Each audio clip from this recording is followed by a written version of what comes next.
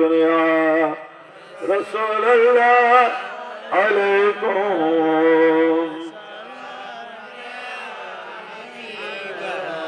शहाबे कसनजी कुन तबीबा चार साजी को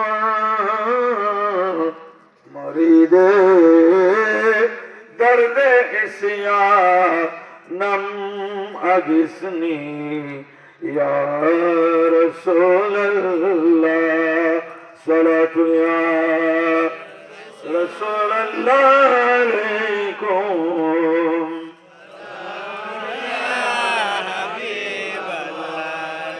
अम्मा बाद हिजरी 1400 शताब्दीर मुजद्दिद इमामे अहले सुन्नत मुजद्दिदे दीन व मिल्लत परवानाए शम्अ रिसालत अजीमुल बरकत रफीउद दरजत सय्यदुना इमाम अहमद रज़ा खान फाजिले बरेलवी अलैहि रहमत व रिज़वानेर उर्से पाक उपलक्षे आयोजित आजकेर आला हजरत सुन्नी सम्मेलनेर सम्मानित उद्बोधक पीरे तरीक़त अलहाज AIM महबूबुल्लाह अल कादरी मुद्दाजिल्लुहुल आली पीर साहेब इरफानिया दरबार शरीफ भैरव आजकेर এই ওরসে আলা হযরত সুন্নি সম্মেলনের সম্মানিত সভাপতি পীরে তরিকত মুজাহিদে আহলে সুন্নাত হযরতুল হাজ আল্লামা মাওলানা মোহাম্মদ হারুন রশিদ রজবী দামাত বরকাতুহুল আলিয়া সম্মানিত খলিফা দরবারে আলা হযরত बरेली शरीफ भारत मंचे उपस्थित असंख्य असंख्य सम्मानित उलमाए अहले सुन्नत मशाइखे तरीकत बिरादरान दीन व मिल्लत आशिकाने मुस्तफा सबाए उच्च स्वरे बोलुन सल्लल्लाहु अलैहि वसल्लम महान अल्लाहर दरबारे शुक्रिया যে আজকে এমন একজনের ওরসে পাকে আমরা সমবেত হয়েছি যিনি উপমহাদেশে ওরসে পাককে জায়েজ বৈধ সওয়াবজনক এটা প্রমাণ করার জন্য শরীয়তের দলিল আদিল্লা দিয়ে কিতাব লিখেছেন বড় করে বলুন সুবহানাল্লাহ আলা হযরত তিনি কে তিনি 1400 শতাব্দীর মুজাদ্দিদ মুজাদ্দিদ কাকে বলে মুজাদ্দিদ অর্থ হলো সংস্কারক আমার প্রিয় নবী রাসূল আরবী সাল্লাল্লাহু আলাইহি ওয়াসাল্লাম হাদিসে পাকে ইরশাদ করেছেন ইন্নাল্লাহা ইয়াবাসু লিহাযিহিল উম্মাহ على راس كل مئات سنة من يجدد لها دينها प्रिय नबी सरकार दो आलम नूरे मुजस्सम रसूल अकरम सल्लल्लाहु अलैहि वसल्लम इरशाद করেছেন যে আল্লাহ তাআলা এই উম্মতের জন্য প্রত্যেক 100 বছরের মাথায় এমন ব্যক্তিকে প্রেরণ করেন যিনি ইসলামে যত আগাছা উঠছে ইসলামে যত পরগাছা উঠেছে ইসলামের নামে যত জঙ্গল সৃষ্টি হয়েছে এগুলা পরিষ্কার করে মদিনার ইসলাম উম্মতের সামনে পেশ করবেন ওনাকেই বলা হয় মুজাদ্দিদ বড় করে বলুন সুবহানাল্লাহ প্যারাজরিন ইসলাম হচ্ছে একটা পরিষ্কার পরিচ্ছন্ন ময়দান আপনারা বুঝবেন ক্ষেত বাড়ি আমাদের ধান ক্ষেত বলুন অন্যান্য সবজির ক্ষেত বলুন, এখানে বিভিন্ন ধরনের অগাছা উঠে কিনা বলেন? এই অগাছা দেখে কি কেউ খুশি হয় যে আমি রোপণ করি নাই? আমি তো রোপণ করেছি অল্প, এখানে দেখতেছি হরেক রকমের গাছ এমনি এমনি উঠে গেছে, অনেক ধরনের ফল আসবে। এই ধরনের কি কোন জমিনের মালিক মনে করে? হ্যাঁ, বরং মনে করে না শুধু, বরং বলছে সর্বনাশ। এই যে দানের মতো আর কিছু গাছ উঠছে, দেখতে মনে হচ্ছে ধান গাছ, আসলে উঠছে ধানকে নষ্ট করার জন্য, ঠিক কিনা? তাহলে এইগুলো জমিনের মালিক রাখে না পরিষ্কার করে? আচ্ছা, পরিষ্কার করার জন্য যদি নিজে না পারে, তখন দিন মজুর ঠিক করে কিনা? দিন মজুর ঠিক করে যে তোমার কাজ হচ্ছে এইখানে যত আগাছা উঠছে এগুলা উপরে উপরে ফেলে দেয়া। এই জন্যই তোমাকে ডেলি 1000 টাকা বেতন, 3 বেলা খানা, তোমার যা যা প্রয়োজন, এগুলা কোনো রোপণ করার জন্য না। যখন আমি প্রথমে ক্ষেত করেছিলাম তখন দিন মজুর এনেছিলাম চারা রোপণের জন্য। আজকে আবার দিন মজুর ঠিক করতে হচ্ছে আগাছা দূর করার জন্য, ঠিক কিনা? আমার প্যারা নবী যখন বলছেন যে ইসলামের ময়দানে আগাছা উঠবে, তাহলে আগাছাকে এটা চিনতে হবে না? অনেক সময় আপনারা বুঝবেন ধান খেতে এমন কিছু গাছ উঠে, দেখতে হুবহু কিসের মতো? উঠতে উঠতে ধানের চেয়ে উপরে চলে আসছে, ধানের চেয়ে। মালিক কি খুশি হবে? আমি রোপণ করেছিলাম যে ওগুলার নিচে নিজে নিজে উঠছে, সে তো অনেক উপরে গেছে। না, মালিক বলবে এ দিন মজুর, এগুলো সব বেয়াদব, আসল গাছকে উপেক্ষা করে উপরে চলে যাচ্ছে, এগুলাকে কান ধরে ধরে উপরে বেলা, এটা তোমার দায়িত্ব, ঠিক কিনা? ঠিক কিনা? ইসলামে আগাছা উঠবে, সেটা নবীর বয়ান থেকে প্রমাণ করা যায়। এই জন্য ডক্টর ইকবাল বলেছেন বাগানে বাগান নষ্ট হওয়ার জন্য একটা পেঁচাই যথেষ্ট। পেঁচা ছিলেন তো? পেঁচক পেঁচা যেগুলা দিনে আসে না, কখন আসে? সূর্য থাকলে ওনাকে যত দাওয়াত দিবেন আসবে না, আর সূর্য ডুবার পর দাওয়াতেই দিতে হয় না, চারিদিকে ঘুরতে থাকে, ঠিক কিনা? তো ডক্টর ইকবাল বলছেন ইসলামের এই পরিচ্ছন্ন পরিষ্কার বাগানেও কিছু পেঁচা আছে। এই মুসলমানরা জেনে রাখো, একটা বাগান নষ্ট হওয়ার জন্য একটি পেঁচা যথেষ্ট। আর যদি প্রতিটি ডালপালাতে পেঁচা বসে, তো বাগানের অবস্থা কি হবে এটা তো তোমরা বুঝতে পারতেছ।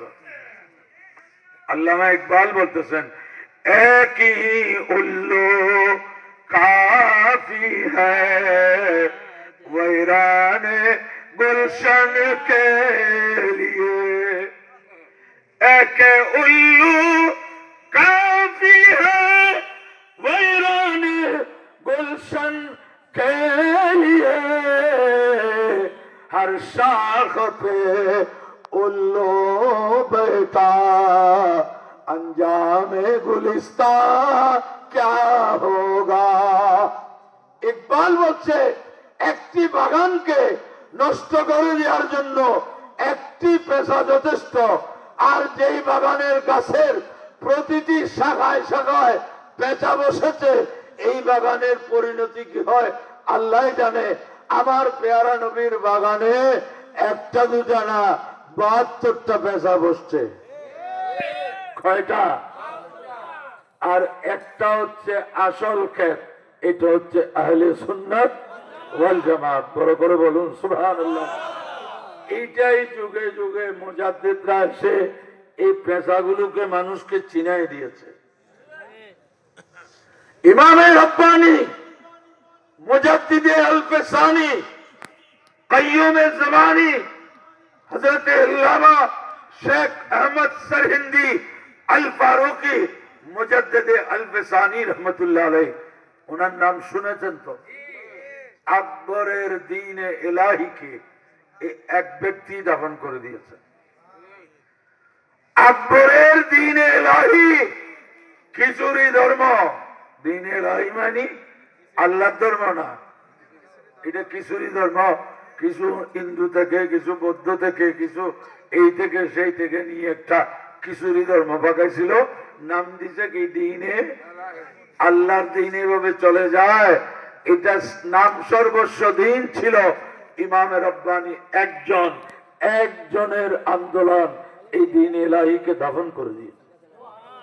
আর সেই ইমাম রব্বানি কত বড় আশিক রসুল ছিলেন, যিনি বলতেছেন ও তালারা দোস্ত মিদারম কে ও রব্বে মুহাম্মদ সাল্লাল্লাহু আলাইহি ওয়াসাল্লাম আস। ইমাম রব্বানি বলছেন আমি আল্লাহকে এই জন্য মহব্বত করি না, তিনি আমার স্রষ্টা, তিনি আমার খালেক, তিনি আমার মালিক, তিনি আমার রিজিক দাতা, তিনি আমার সবকিছু। আমি সেই জন্য আল্লাহকে মহব্বত করি না। ও তালারা দোস্ত মিদারম, আমি আল্লাহকে মহব্বত করি একটি কারণে, তিনি আমার রসুলের খোদা।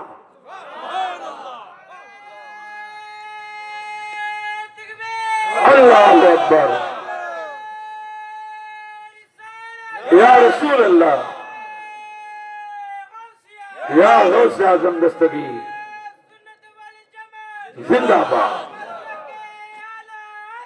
জিন্দাবাদ। কি বলছেন উনি? আমি আল্লাহকে মহব্বত করি এই কারণে, এটা আমার রসুলের খোদা। এক দিলে দুই পাখি শিকার, আল্লাহ খুশি হয়ে গেছে, রসুল খুশি হয়ে গেছে। বড় করে বলুন না সুবহানাল্লাহ। আর আলা হযরত যিনি, উনি কি বলছেন? দহন মে সুবা तुम्हारे लिए बदन में जा तुम्हारे लिए हम आए यहाँ तुम्हारे लिए उठेंगे वहाँ तुम्हारे लिए बदन में है जा दहन में सुबह तुम्हारे लिए। या रसूल अल्लाह, আমার মুখের মধ্যে আল্লাহ যে জিহ্বা দিয়েছেন এটা আপনার জন্য। বদন মে হে যা তোমারে লিয়ে, আমার দেহের মধ্যে যে প্রাণ সেটা ইয়া রাসূলুল্লাহ আপনার জন্য। हम आए यहाँ तुम्हारे लिए या रसूल अल्लाह, এই দুনিয়াতে আমরা এসেছি আপনার জন্য। উঠেंगे वहाँ तुम्हारे लिए, এবং কিয়ামতের ময়দানে উঠব তোমার জন্য। আচ্ছা, এখন আমি যদি বলি জবান কে দিয়েছেন? প্রাণ কে দিয়েছেন? আমাদেরকে এখানে পাঠাইছেন কে? আবার কিয়ামতের দিন তুলবেন কে? তো আলা হযরত সব রসুলের জন্য বলতেছেন যে, তো কি জবাব দিবেন? দিছে সব আল্লাহ, বলতেছে কার জন্য? তো এটা আলা হযরতকে জিজ্ঞেস করার আগে ইসলামের প্রথম খলিফা, প্রধান খলিফা, আফদালুন নাস বাদাল আম্বিয়া হযরত আবু বকর সিদ্দিক রাদিয়াল্লাহু আনহুকে জিজ্ঞেস করেন। ইবনে মাজাহ শরীফের রিওয়ায়াত, একদা সরকারে দো জাহাঁ বাইসে কোন মাকাম তাজদারে মুরসালা সাল্লাল্লাহু আলাইহি ওয়াসাল্লাম বলতেছেন, মা নফানি মালুন কত্তু মা নফানি মালু আবি বকর। এ আমার সাহাবারা শুনো, ইসলামের কাজ করতে গিয়ে, ইসলাম প্রতিষ্ঠা করতে গিয়ে আবু বকর সিদ্দিকের ধন সম্পদ, টাকা পয়সা আমাকে যেই উপকার দিয়েছে আর কারো টাকা পয়সা এভাবে উপকার দেয় নাই। কে বলতেছেন? স্বয়ং রসুলে পাক। বড় করে বলুন সুবহানাল্লাহ। মা নফানি মালুন কাত্তু মা নফানি মালু আবি বকর। এটা শুনে খুশি হওয়ার কথা না? কি বলেন? আরে রসুল প্রশংসা করতেছেন, আমাদের তো স্বভাব একটু প্রশংসা করলে আমরা নিচের দিকে যাই না, মনে মনে হয় উপরে উঠতেছি, ঠিক না? কিন্তু সিদ্দিক আকবর উপরে না উঠে কি শুরু করলেন? ফাবাকা আবু বকর। সিদ্দিক আকবর কাঁদতে শুরু করলেন। কান্নার কারণটা কি এটা ওনার পরবর্তী বর্ণনায় বোঝা যাচ্ছে। ফাবাকা আবু বকরিন ওয়া ক্বাল হাল আনা ওয়া মালি ইল্লা লাকা ইয়া রাসূলুল্লাহ। উনি কাঁদতেছেন এই জন্য যে ইয়া রাসূলুল্লাহ আপনি আবু বকরের মাল কেন বললেন, আবু বকরের সম্পদ কেন বললেন, আবু বকরের টাকা পয়সা কেন বললেন? আবু বকর তো বিশ্বাস করে আমার মাল নয়, শুধু আমার জানও, আর কারোর জন্য নয়, শুধু আপনার জন্য। এবার মুফতি সাহেবরা শিরিকের ফতোয়া দাও। সিদ্দিক আকবরকে জান কে দিয়েছেন বলেন না, মাল কে দিয়েছেন? কিন্তু উনি এটা আল্লাহর জন্য না বলে রসুলের জন্য বলতেছেন যে। এবার ফতোয়া সিদ্দিক আকবরের বিরুদ্ধে দাও। আরে শিরিকও বুঝো নাই, ঈমানও বুঝো নাই। সিদ্দিক আকবর শিরিক করে নাই, ঠিকানা চিনেছে যে। কি চিনেছে? আগে একটা সময় যখন পোস্ট অফিস চালু ছিল, এখন তো মোবাইল সবকিছুকে ঘরে বসাই দিছে, এখন আর ছেলেরা পোস্ট অফিস নাম শুনেও না। পোস্ট অফিস বলতে কিছু আছে এটা বর্তমান প্রজন্ম জানে না। ওই সময় স্থানে স্থানে সিটির বাক্স ছিল, কাঠের তৈরি, এত বড় বড় বাক্স, সিটির বাক্স লেখা আছে। তো মানুষ কি করতো, সিটি ওইখানের ভিতর, এটা রাস্তার পাশে ইলেকট্রিকের পিলারের সাথে, কিন্তু এর ইলেকট্রিকের পাশে একটা স্বর্ণকার যারা অলংকার বানায় তাদের দোকান আছে। তার দোকানে কিন্তু বক্স যেটা আছে এটা লোহার। কিসের? এটা লোহার, এটা পিতলের, এটা হালকা নয়, অনেক ভারী, এটা অনেক মজবুত। এখন মানুষ চিঠি কি কোথায় ফেলে? সিটির বক্সে। কোথায়? কেউ যদি চিন্তা করে আমার সিটিটা তো বৃষ্টি আসলে ভিজে যাবে, এইটা কাঠের বাক্স আগুন ললে পড়ে যাবে, তার চেয়ে মনে হয় স্বর্ণকারের লোহার বাক্সের ভিতর ঢুকাই দিলে ঠিক হবে। আচ্ছা, যদি লোহার বাক্সের ভিতর দেয় কোনো মতে, জীবনেও কি কোথাও যাবে না? যেখানে আছে সেখানে থাকবে। অর্থাৎ সিটির বাক্স চিনতে হবে এটা কাঠের না কোথায়, এটা থাকলে হবে না। আপনাকে জানতে হবে এই বক্সের কালেক্টর আছে, সরকার লোক নিয়োগ করছে, পিয়ন আছে, এসে আপনার চিঠি খুলে নিয়ে জায়গা মতো পৌঁছাই দিবে। বন্দা তুমি দান করবে, বন্দা তুমি দান করবে, যেখানে যেখানে দান করলে যায় কি না যায়। তো সিদ্দিক আকবর ঠিকানা চিনেছেন যে আমার জান মাল আমার নবীর হাতে তুলে দিলে অবশ্যই খোদার হাতে পৌঁছবে। এটাই হচ্ছে সুন্নিয়ত। আমরা শিরিক করি না, আমরা ঠিকানা চিনি। আমরা কি চিনি? ঠিকানা চিনি। সেজন্যই তো বলছেন যে দহন মে জুবান তোমারে লিয়ে, बदन में है जा तुम्हारे लिए, हम आए यहाँ तुम्हारे लिए, उठेंगे वहां तुम्हारे लिए। তো এইটা যদি শিরিক হয় তো সিদ্দিক আকবরকে কি বলবেন? যিনি বলতেছেন ইনি এই কথা বলেন নাই, উলামায়ে কেরাম বুঝবেন। আনা ওয়া মালি লাকা ইয়া রাসূলুল্লাহ, এটা এক কথা। হাল আনা ওয়া মালি ইল্লা লাকা ইয়া রাসূলুল্লাহ, দুই বাক্যের মধ্যে বেশ কম আছে। আনা ওয়া মালি লাকা ইয়া রাসূলুল্লাহ, আমি এবং আমার সম্পদ আপনার জন্য। আর হাল আনা ওয়া মালি ইল্লা লাকা ইয়া রাসূলুল্লাহ মানে আমি এবং আমার জান আর কারো জন্য নয়, শুধু আপনার জন্য। এখন আবু বকর সিদ্দিক রাদিয়াল্লাহু আনহু কোনটা বলছেন? আনা ওয়া মালি লাকা ইয়া রাসূলুল্লাহ বলেন নাই, বলছেন হাল আনা ওয়া মালি ইল্লা লাকা ইয়া রাসূলুল্লাহ। হযরত সিদ্দিক আকবর বলছেন আমার জান মাল আর কারো জন্য নয়, শুধুই আপনার জন্য। এখানে লাকার মধ্যে যে একটা লামজাবল্লা আছে, এইটাকে যদি আল্লামু লিতামলিক মালিকানার অর্থে ধরা হয় তো অর্থ হবে কি, ইয়া রাসূলুল্লাহ, আমার জান এবং মালের মালিক আর কেউ নয় আপনি। বড় করে বলুন সুবহানাল্লাহ। বলে তাহলে তো শিরিক আরো বড় হয়ে যাবে, মোটেও হবে না। কেন?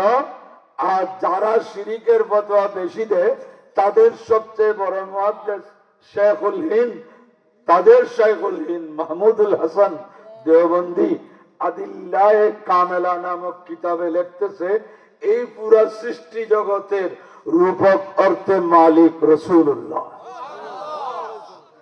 मालिक कौनैन है पास कुछ रखते नहीं, मालिक कौनैन है कुछ पास रखते नहीं, दो जहां की नेमती है उनकी खाली हाथ में। আমার প্যারা নবী सरकारे दो आलम नूरे मुजस्सम सल्लल्लाहु अलैहि वसल्लम मालिके कौनाइन है। अल्लाह रसूल के मालिक बनाए दिले, मालिक হয় না?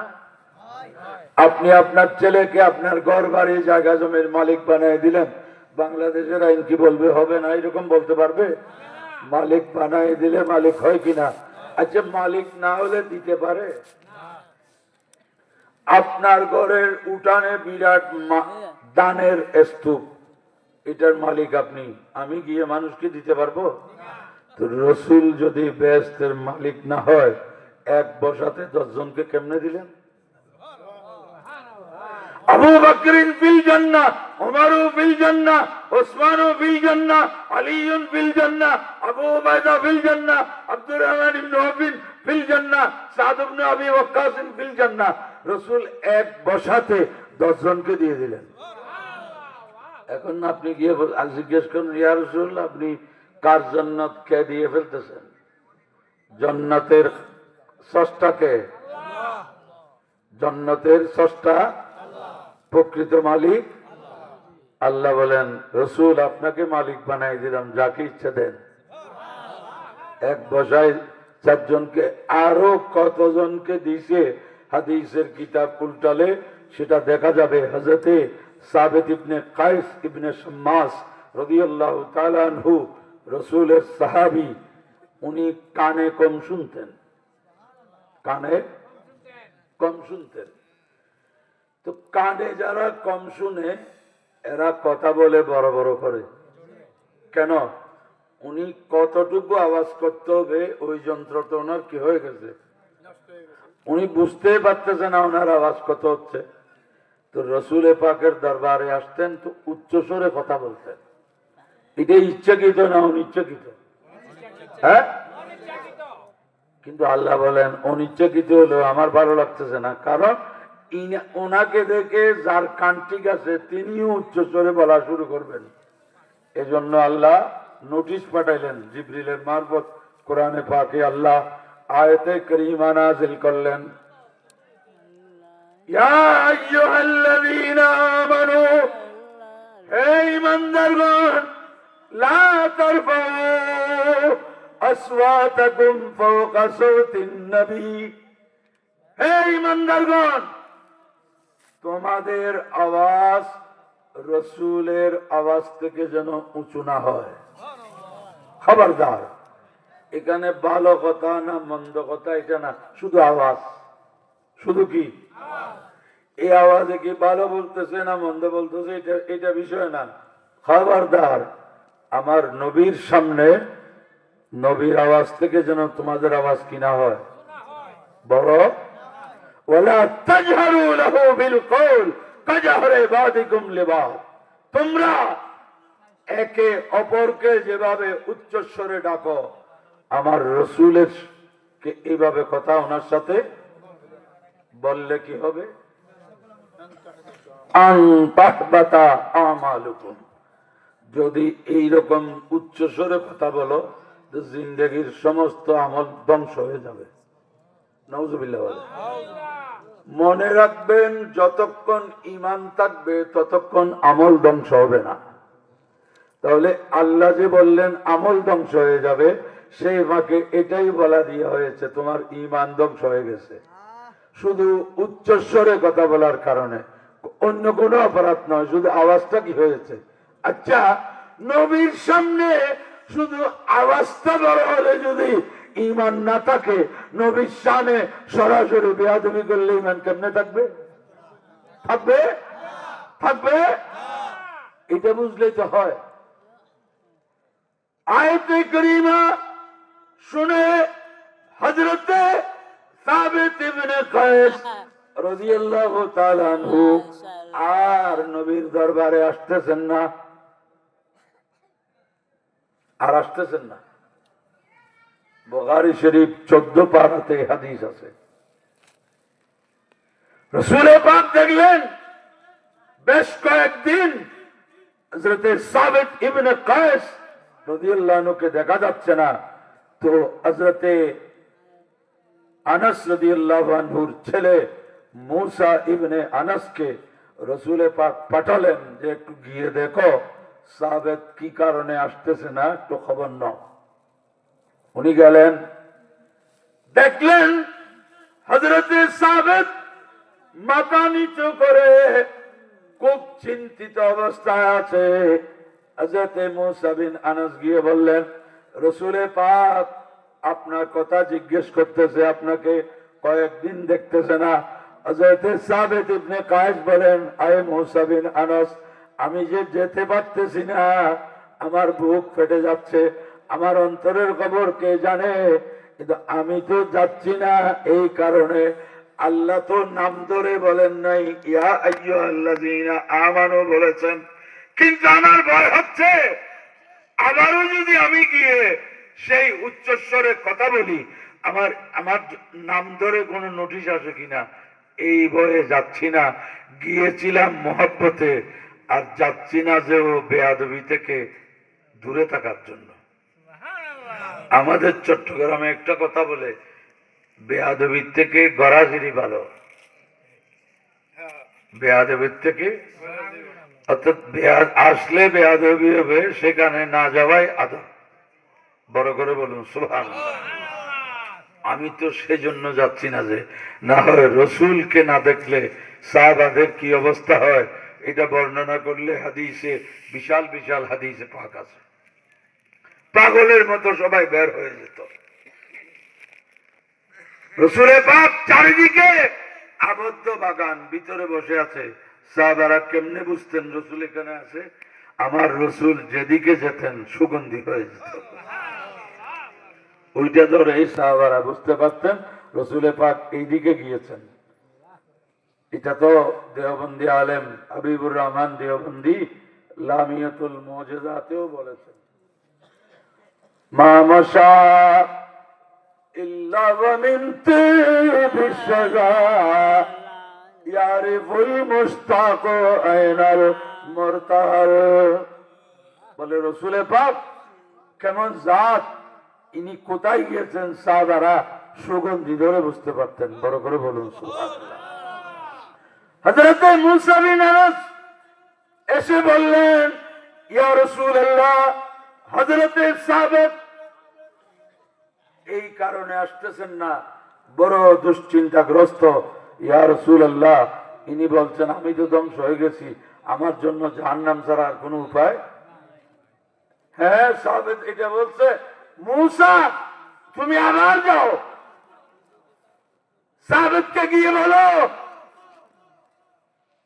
ইন্নাকা মিন আহলিল জান্নাহ, আয় সাবিত তুমি জান্নাতি, লাস্তা মিন আহলিন নার, তুমি জাহান্নামী নও।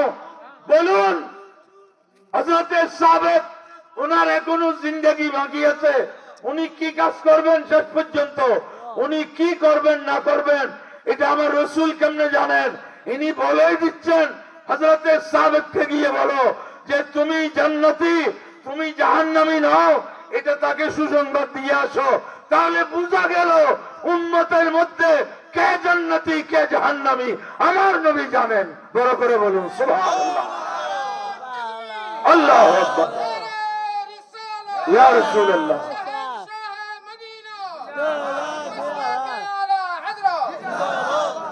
এই জন্যই তো আহলে সুন্নাত বলে রসুল এলমে গায়েব জানেন। আচ্ছা, যেই 10 জনকে রসুলে পাক জান্নাতের সুসংবাদ দিলেন, এরা তো বিশেষ করে 4 খলিফা, ওনারা তো রসুলে পাকের অনেক পরে দুনিয়া থেকে বিদায় নিয়েছেন, ঠিক না? তো ওনারা শেষ পর্যন্ত কি করবেন না করবেন এগুলা রসুল আগে কেমনে বলে দিচ্ছেন? ওনার কাছে আগে পরে সব সমান। বড় করে বলুন সুবহানাল্লাহ।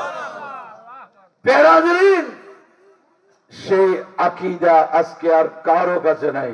শুধুমাত্র আহলে সুন্নাত ওয়াল জামাতের মধ্যে আকীদা আছে যে রসুলকে আল্লাহ ইলমে গায়ব দান করেছেন।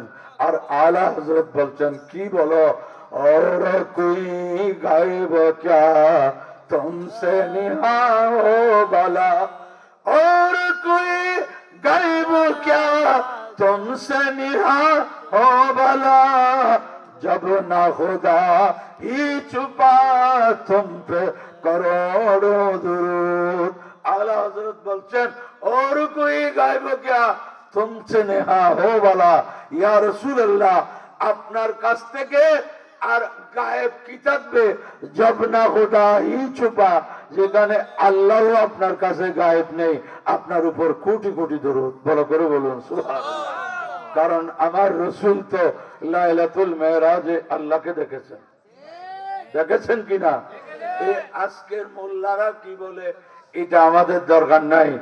মাযহাবের ইমাম আহমদ বিন হাম্বল, হাম্বলি মাযহাবের ইমাম, যিনি ইমাম বুখারীর উস্তাদ, যিনি ইমাম আবু দাউদের উস্তাদ, অসংখ্য মুহাদ্দিসদের উস্তাদ, তিনি, তাকে জিজ্ঞেস করা হলো যে মেরাজের রাতে আল্লাহ রসুল আল্লাহকে দেখছেন কিনা। আজকালের মানুষ মোল্লাদের কাছে জিজ্ঞেস করা হলো, বলে না না না না, এগুলা জিবরিলকে দেখছে, আল্লাহকে দেখে নাই। আচ্ছা, রসুলে পাক জিবরিলকে দেখার জন্য আসে মহল্লায় যাওয়ার দরকার আছে? জিবরিল রসুলে পাকের কাছে প্রতিদিন আসে? আগল তো কিছু থাকতে হবে। জিবরিলকে রসুলে পাক কতবার বিভিন্ন সূরতে, আসলি সূরতেও দেখছেন, আবার ওনাকে দেখার জন্য কি আসে মহল্লায় যেতে হয়? বরং জিবরিল যেখানে যেতে সাহস করতেছে না, কারণ বাইতুল্লাহ শরীফ, মসজিদুল হারাম থেকে মসজিদে আকসা পর্যন্ত যেতে জিবরিলের অসুবিধা হয় না। কেন? রসুলে পাক ও মানবীয় সুরতে, জিবরিলও মানবীয় সুরতে, মানবীয় সুরতে যেতে সমস্যা হয় নাই। বাইতুল মুকাদ্দাস থেকে সিদরাতুল মুনতাহা পর্যন্ত হযরত জিবরিল এবার সূরত বদলায় ফেরেশতা সূরত ধরলেন, রাসূলে পাক ফেরেশতা সূরত ধরে ফেললেন। তো ফেরেশতা একই সূরতে যেতে সমস্যা নেই, কিন্তু সিদরাতুল মুনতাহায় গিয়ে আমার রাসূল যখন নূরানি সূরত ধরে ফেলছেন, জিবরিল বলে আর আমার পক্ষে সম্ভব না, আর আমার পক্ষে। তো কেন সম্ভব না? জিবরিল আপনিও নূর, রসুলের পাকও দুইটাই নূর, অসুবিধা কি? বলে নূর যে ঠিক আছে, এটা লাইট যদি 100 ওয়াটের হয়, এখানে পাওয়ার যদি 500 ওয়াটের দেয়, লাইট থাকবে না ফুটে যাবে? আলো হবে না অন্ধকার হবে? জিবরিল বুঝছে রসুলের পাকের পাওয়ার আর আমার পাওয়ার এক না। শীতের মৌসুমে দাদা আগুন ওই মাটির পাতিলে নিয়ে আগুন আইলিয়া, এখানে আইলিয়া বলে না? তাহলে তো আমি এত ভাষা বলতে হইতো না, আমাদের এখানে আইলিয়া বলে। আইলিয়া তো মিলাছে। আইলিয়া দিয়ে দাদা ওই হাঁটুর নিচে শীতের মৌসুমে নাতি এসে দাদার কোলে বসছে, মারছে ফাল, হাই হাই হাই, জ্বলে গেলাম, পুড়ে গেলাম। দাদা তোমার কোলেটা তো গরম কেন? বলে নাতি আমার তো ইচ্ছে হচ্ছে আইলে আরো একটা নি। এখন বলেন দাদাও মানুষ, বলেন না দাদাও মানুষ, তো দুই মানুষের সহন শক্তি একরকম, একজন লাভ দিচ্ছে জ্বলে গেলাম পুড়ে গেলাম, আরেকজনে বলতেছে আমি আরো একটা নিতে পারলে আরো একটা নিতাম। দুইজনে কি মানুষ, কিন্তু পাওয়ার এক নয়, একজনের সহন শক্তি বেশি, উনি বুড়ো হয়ে গেছে, রক্ত ঠান্ডা হয়ে গেছে, আর ওইটা ছোট্ট ছেলে, তার সবকিছু এখনো গরম তরতাজা, সেজন্য সে বরদাস্ত করতে পারছে না। জিবরিল দেখলেন আমিও নূর উনিও নূর, যদি এখানে যে অবস্থা দেখছি, আগার একসারে মো এবার তার পরাম ফরোগে তাজাল্লি বসুজত পরাম, যে আমি যদি এক চুল সামনে যাই তো আমার পাকাগুলো সেই নূরের তাজাল্লি জ্বালিয়ে ফেলবে। বড় করে বলুন সুবহানাল্লাহ। তো প্যারা হাজরিন, রসুল পাক সাল্লাল্লাহু अलैहि वसल्लम आला हजरत बोलছেন, और कोई गायब क्या तुमसे निहा हो भला, जब ना खुदा ही छुपा तुम पे करोड़ों दुरूद। তো ইমাম আহমদ বিন হাম্বল, ওনাকে জিজ্ঞেস করা হলো, আই ইমাম, মেরাজের রাতে কি রসুল পাক আল্লাহকে দেখছেন?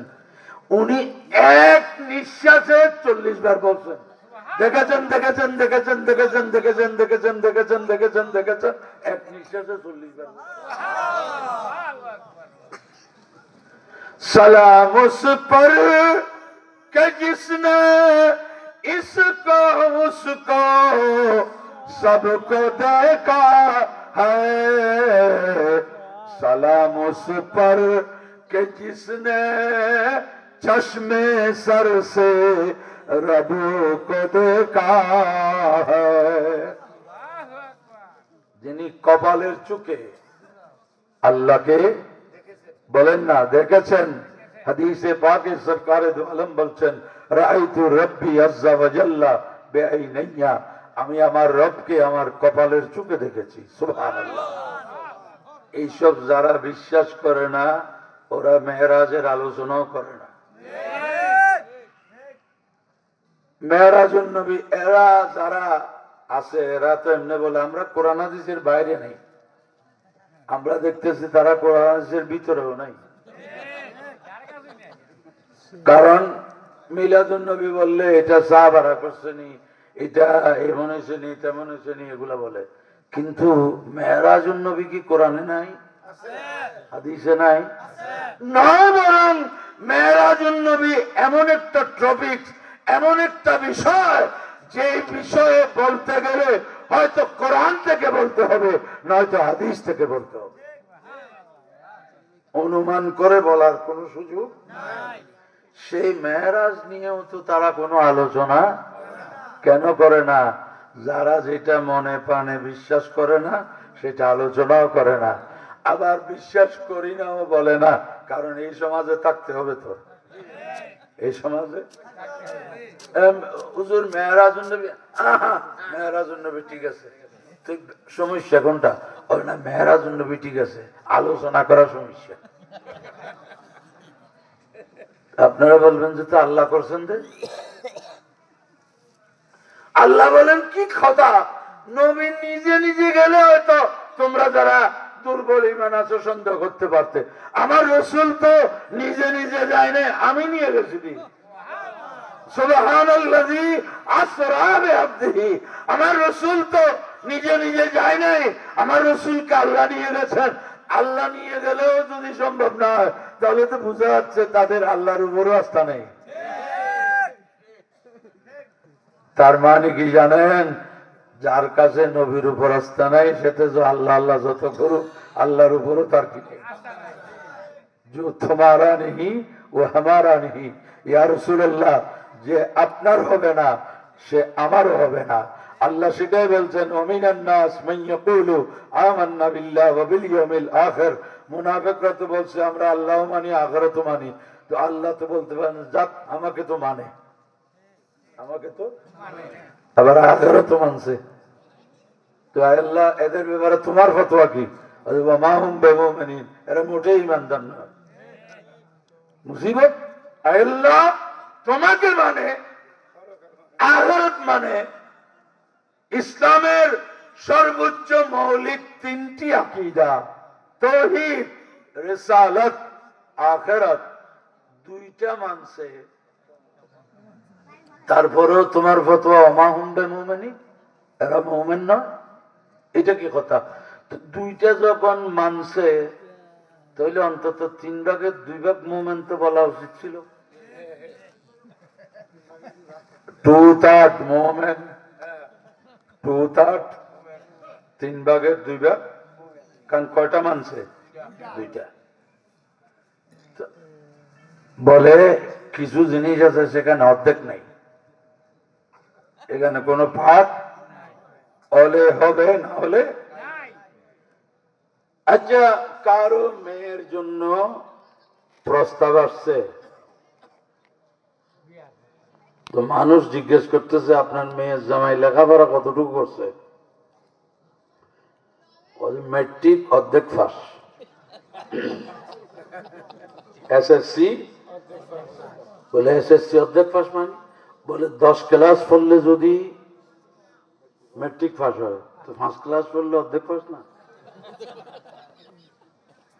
আচ্ছা, শিক্ষা বোর্ডে অর্ধেক মেট্রিক অর্ধেকের কোনো সার্টিফিকেট আছে? আরে অর্ধেক না, 2 সাবজেক্ট ফেল করলো ফেল, 8টা পাস করছে আর 2টা, এখানে আবার 3 ভাগের 2 ভাগ চাও? আল্লাহ বলেন তুমি আমাকেও দেখো নাই, আখিরাতও দেখো নাই, যা দেখছো না তা মানলা, আর যাকে দেখছো তাতে মানতেছো না, তোমার এই মানা নয়, যাও ওমা হুম বিমুমিনিন।